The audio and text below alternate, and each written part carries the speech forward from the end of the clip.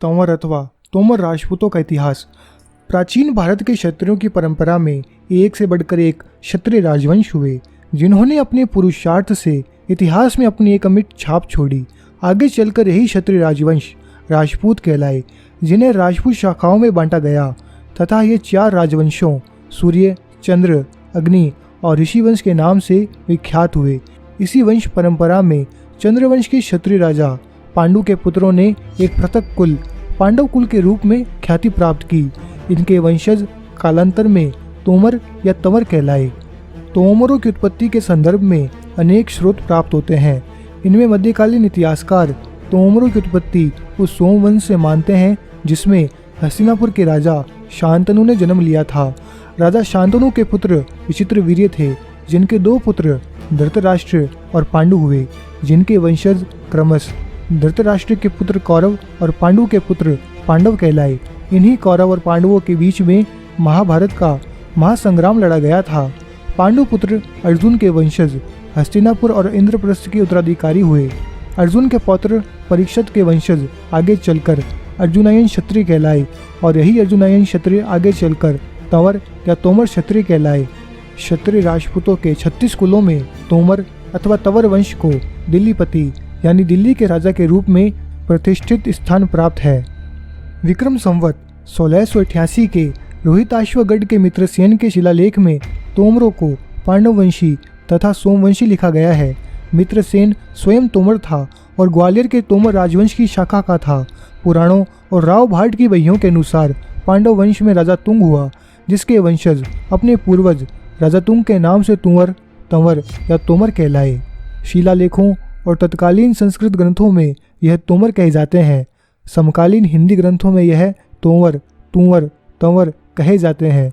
फारसी इतिहासों में इन्हें तुनुर या तौर भी पढ़ा जाता है। पश्चिम भारत के जैन विद्वान इन्हें तुंग लिखते हैं।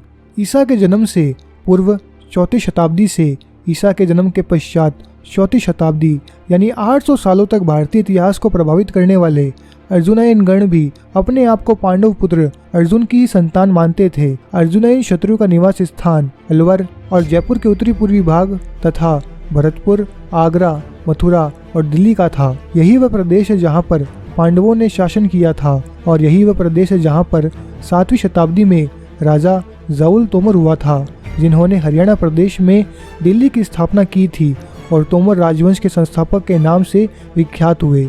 जिस प्रदेश में अर्जुनायन थे उसी प्रदेश में तोमरों अथवा तंवरों के रहने के प्रमाण मिलते हैं। इससे यह पता चलता है कि पांडव ही अर्जुनायन और अर्जुनायन ही आगे चलकर तोमर कहलाए। महाभारत का महासंग्राम 18 दिन तक चला। इस महायुद्ध में 5 पांडवों के अतिरिक्त कौरव पक्ष की ओर से कोई जीवित नहीं बचा। कौरवों का संपूर्ण वंश ही खत्म हो गया। महाभारत के इस भयंकर प्रचंड युद्ध में भारतीय इतिहास ने अपने महान योद्धाओं को खो दिया था। पांडुपुत्र अर्जुन के पुत्र अभिमन्यु का विवाह विराट नरेश की पुत्री उत्तरा से हुआ था।